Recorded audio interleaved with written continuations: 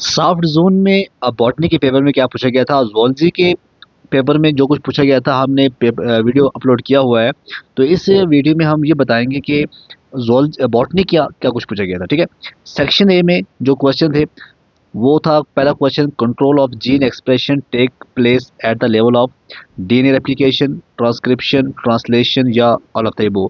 तो इसका जो आंसर आएगा बच्चों, जो जीन एक्सप्रेशन होता है ये होता है ट्रांसक्रिप्शन। क्या होता है? ट्रांसक्रिप्शन जो है इसका करेक्ट आंसर है। इससे दूसरा क्वेश्चन आया था बीटी, इसे हम कहते हैं BT, Bacillus thuringiensis is involved in the production of beer, antibiotic, biopesticides या बायोफर्टिलाइजर। तो इसका जो आंसर आएगा बच्चों वो आएगा बायोपेस्टिसाइड्स। क्या आएगा? बायोपेस्टिसाइड्स का आंसर आएगा। उसके बाद नेक्स्ट क्वेश्चन पूछा गया था, biogas production is carried out by, कौन करता है इसको? ऑप्शंस आपके सामने हैं। तो इसका जो आंसर आएगा वो आएगा मिथेनोजिन्स जो है इसका आंसर आएगा। ओके, क्वेश्चन नंबर 4 था, which of the following is related to energy transfer from lower trophic level to higher trophic level? 10% Allen's rule, Bergmann's rule, या तो आपको पता ही है अकॉर्डिंग टू लिंडमिन ने क्या कहा था? 10% law, only 10% of energy is transfer from one trophic level to another. तो उसके बाद क्वेश्चन नंबर 5 है, क्वेश्चन नंबर 5 क्या पूछा गया था, which is not observed in biodiversity hotspots?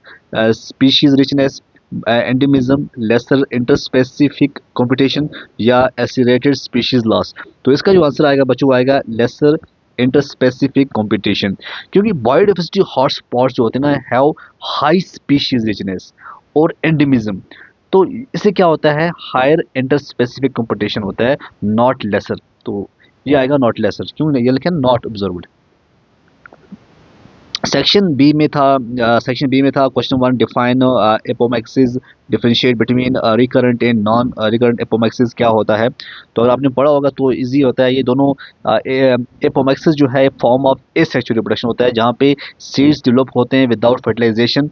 तो रिकरेंट में आपने लिखा होगा इन्वॉल्व डाइप्लॉइड एम्ब्रियो सैक जो डेवलप करता है विदाउट मियोसिस, और नॉन रिकरेंट में होता है haploid embryo sac that develop without fertilisation. ठीक, व्हाट इज बायोपेरेसी? क्या होता है बायोपेरेसी? जो है ये unauthorised use of biological resources, आप कह सकते हो या traditional knowledge from indigenous communities without compensation, जैसे जैसे है patenting of neem and basmati rice by foreign companies without credit in India.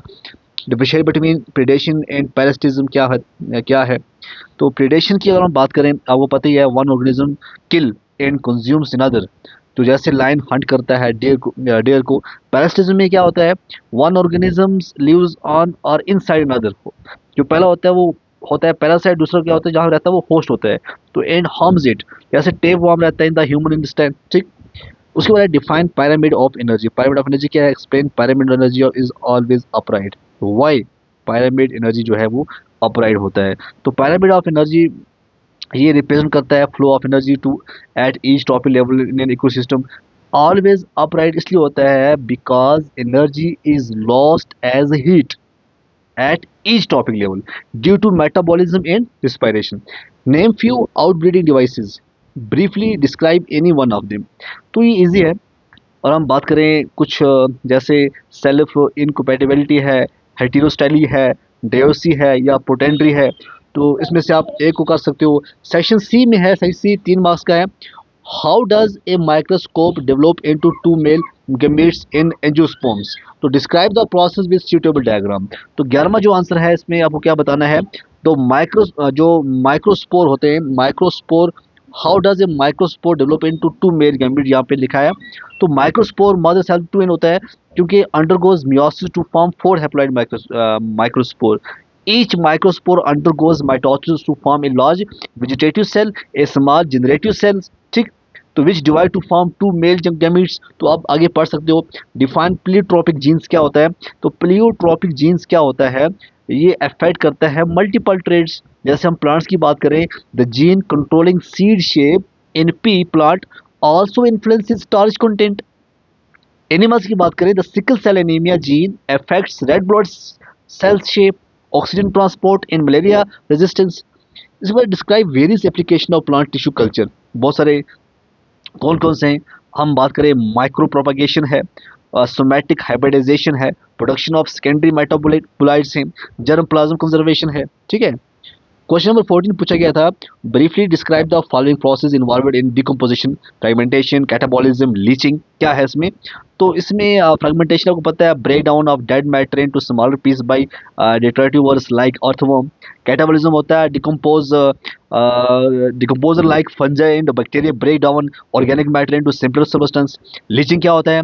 Water soluble nutrients drain from decomposing matter into soil. What are Ramsar site, what is their importance, जो biodiversity के अंदर है रमसार sites. और रमसार site की हम बात करें, ये वेटलैंड्स होते हैं और ये इंपॉर्टेंट इसलिए होते हैं क्योंकि ये कंजर्व करते हैं बायोडाइवर्सिटी को, सपोर्ट करते हैं लाइवलीहुड को, हेल्प करते हैं वाटर प्यूरिफिकेशन को।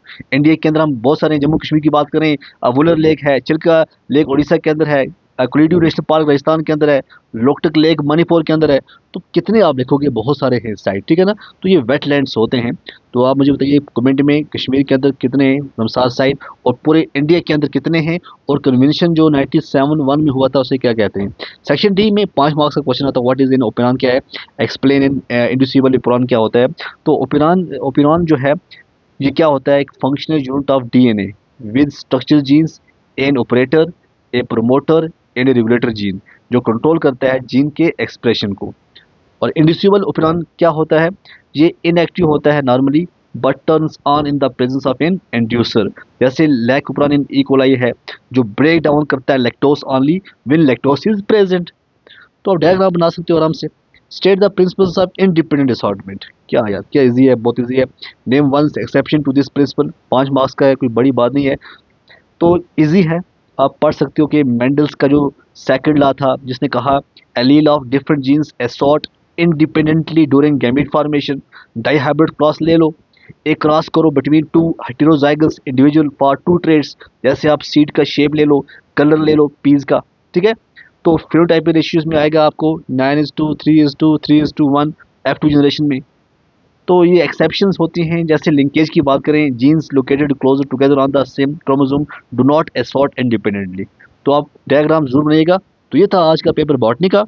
तो आई थिंक पेपर ठीक था, टफ नहीं था, इजी था।